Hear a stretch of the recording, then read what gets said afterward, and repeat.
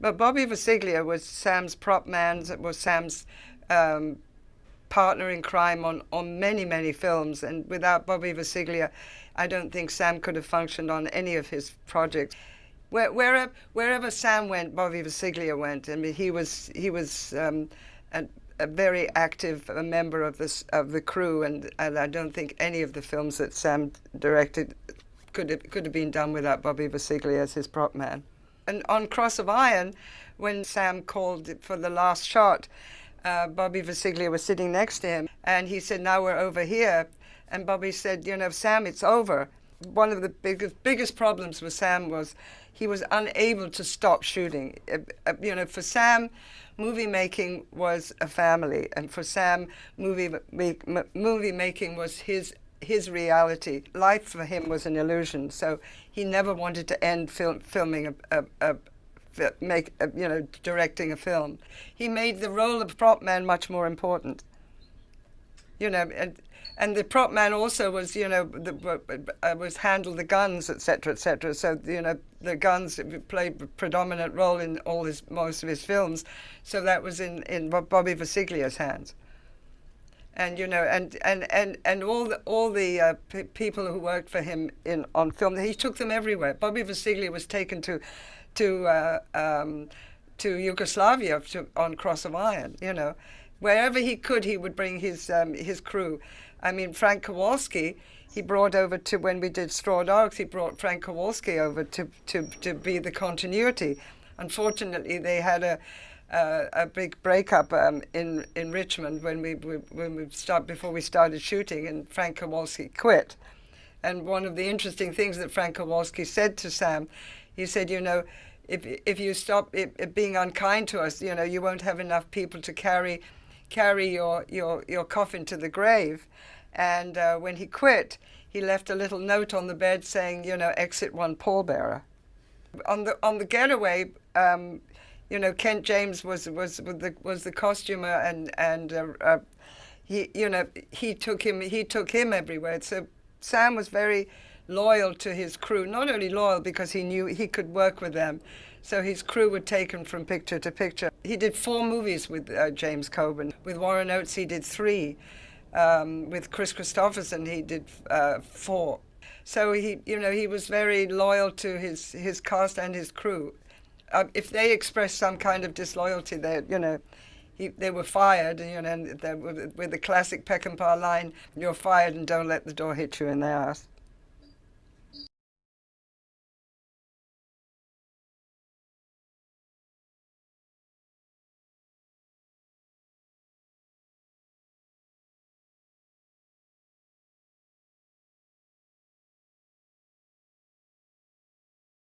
Sam Peckinpah. I met a production manager I just finished working with.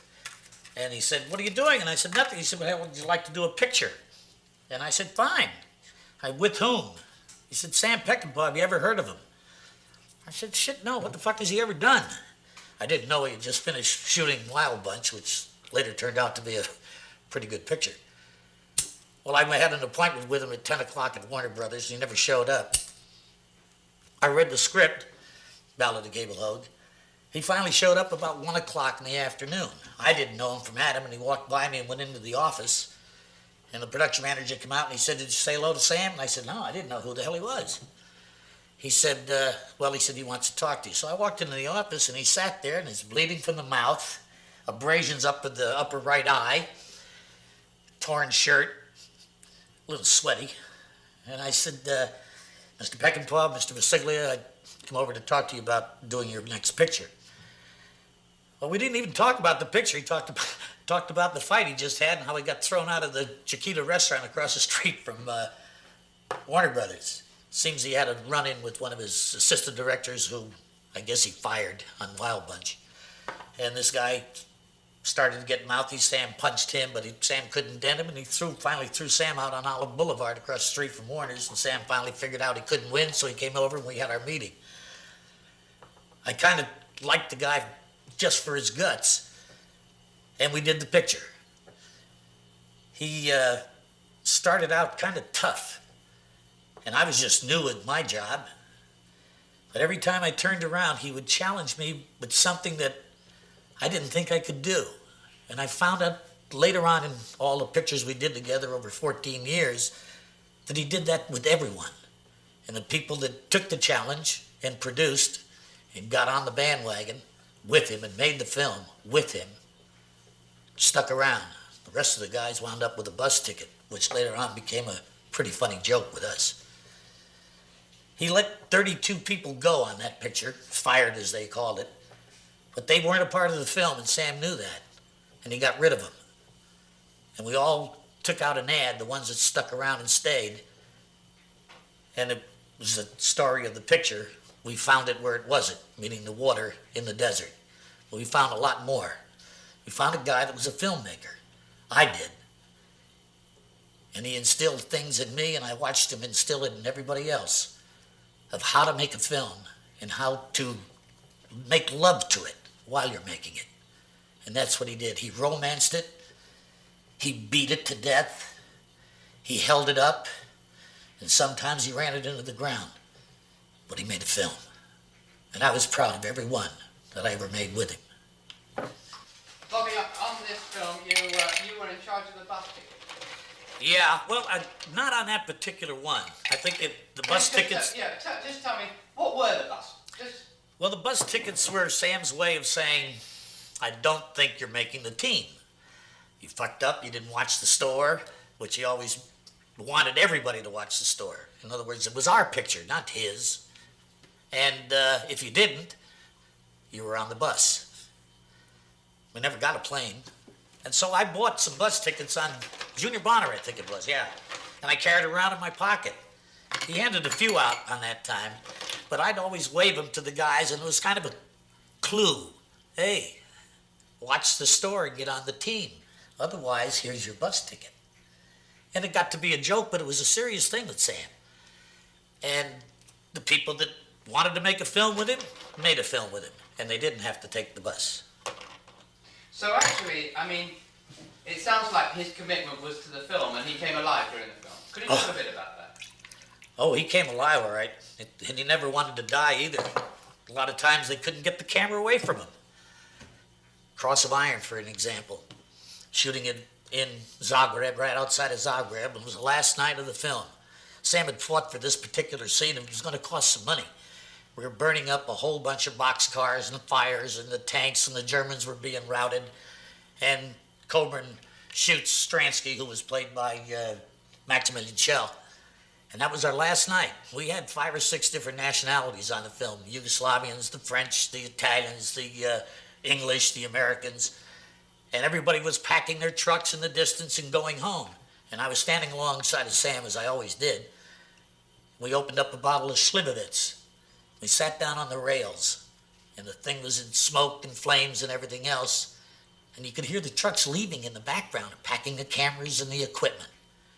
And he turned to me in the soot and everything else, and he said, well, now tomorrow, my first shot will be on a parallel, and we'll get a long shot of this. And I turned to him, and I said, Sam, I said, the picture's over. He said, I told you what my first shot tomorrow morning is. And he said, that's where it's going to be. You couldn't get the camera away from that man. He loved making films. And that's what we enjoyed about him, one of the many things. I mean, some pictures were personal, weren't they? Like Cable, and some were commercial, Right. commercial movies. The Getaway, for example, one of those. Yeah, The Getaway. San Marcos, Texas. Kind of a quiet town, but Sam made it come alive with the picture. Stunts, crashes, killing. God sakes, I never saw a guy kill so many people in all my life. And Sam was the only director that I had worked with up until then, and since then, they'd killed a person the way they were supposed to die. While we were there, he had a special showing of The Wild Bunch in the downtown movie. And we all went, it was on a Sunday. I hadn't seen the picture. I had watched him cut Reel 15, which was the end of the big shootout in that picture while we were doing Ballad. And so we all went to this little theater, sat down and watched The Wild Bunch, his cut, which very few people saw up till that point. And we walked out, and everybody was talking about it and, whatnot, and I walked out alongside of Sam. And I said, Jesus Christ, you killed an awful lot of people in that thing. And I thought he was bloodthirsty. And he turned to me and he looked at me and he said very quietly, "Now they know what killing's all about." He was delivering a message in Reel 15 that a lot of people didn't realize. He wanted them to hate killing, and so he made it as bloody and as vicious, and sometimes with no reason at all, in that picture and in The Getaway. Now, in The Getaway, there's a line about it where McQueen says to her, "This isn't a game." And she says, "It's all a game." Do you think that sums up Sam a bit? Yeah, in that particular picture, The Getaway, Steve says to Allie, "This isn't a game." And she looks him straight in the eye and said, "It's all a game." Now, I think Sam put that in because that's Sam. Everything was a game with Sam, and he played it in every possible way he could. With people, producers, oh God, did he play games with them, and the people that worked with him. But the game with the people he worked with, the crew and the actors, he played his game in such a way that he would win. He would get from them what he wanted. And that was the way he made film. He got everything out of anybody that had something to give. And the 110% might have been attributed to an awful lot of people. He got 150% out of them because he knew it was there. And he played the game and played it for keeps. Do you think he needed enemies? I think Sam needed enemies in a way that he could bring something from himself. He needed to find someone that he could, I wouldn't say hate, but to give him a challenge, to get in there and grind it out. He had to get himself in a position where he could get the bitterness out in the open and portray it on film, and then have his actors and his people help him put it there. He obviously liked to make people uneasy on set, didn't he? So he sort of liked to make the actors feel uncomfortable. Can you talk a bit about that? Sam never really gave direction.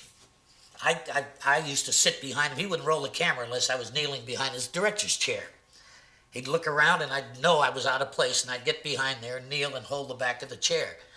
And I watched him manipulate the actors. He didn't really hate them, but he got them to where they found that they had something to give to him. And they hated him, but they came out with an acting, convincing storyline for him. And he never gave an actual direction. He might say, well, you come in that door and you go out that door. But he got them to where by the time that camera rolled, they knew what they had to do. And they just hated him for it, but gave the performance, and that's the way he got it. Do you think, you saw him through a time where he drank and then later took drugs. Do you think he was fighting something inside himself at that point? It wasn't just the drugs directing him, was it? No, I don't think anything ever really controlled Sam, liquor or drugs. I think it was just the thing to do, and that's the way he wanted to go along with it. People were doing it, and he figured he could do it better. Can we talk about Pat Garrett? You had to deal with a lot of different personalities there, Christopherson and Dylan. Oh, yes. We were doing a picture in Mexico, Durango of all places. Sam loved Mexico. Of course, I guess he married 2 or 3 women from Mexico, and he loved to live there. He loved the people, the way of life.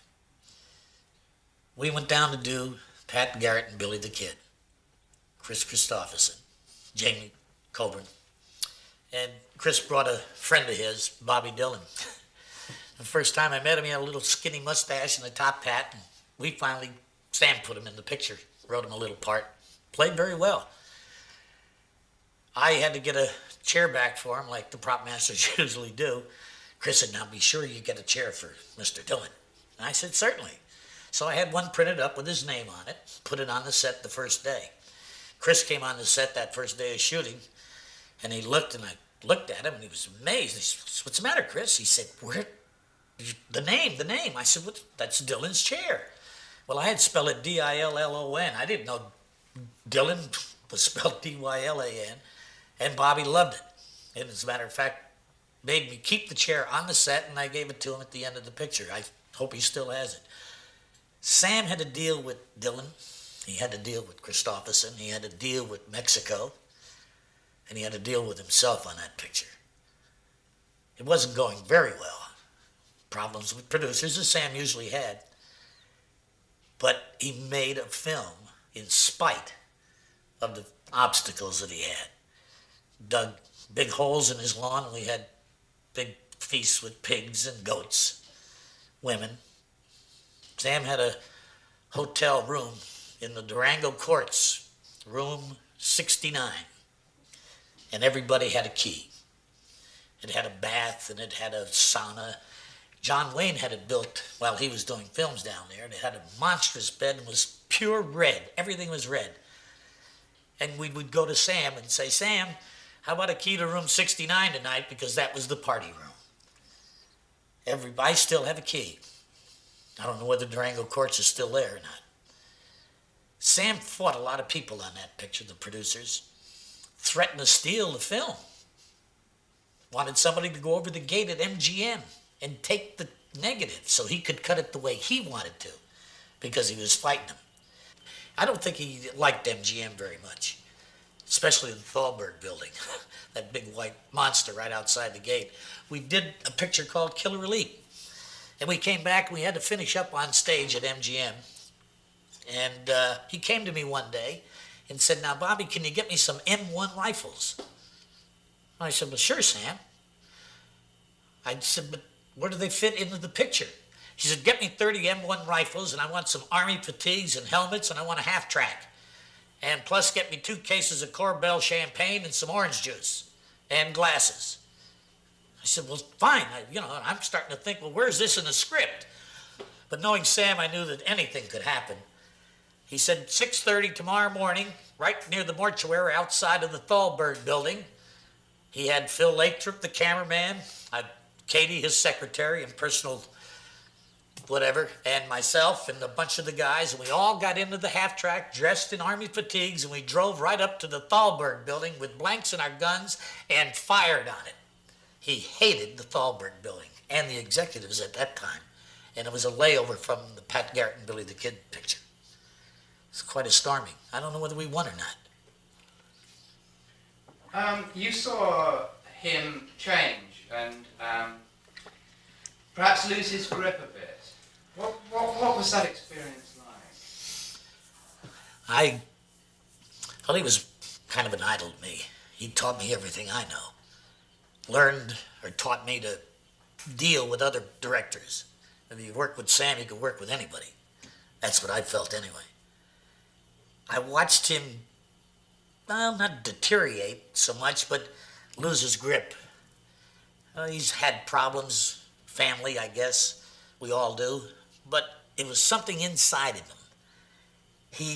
His creativity started to lose touch with it. He just didn't do the things that he could normally do. I mean, he could make a scene out of one sentence and develop a big scene in a picture that was never there.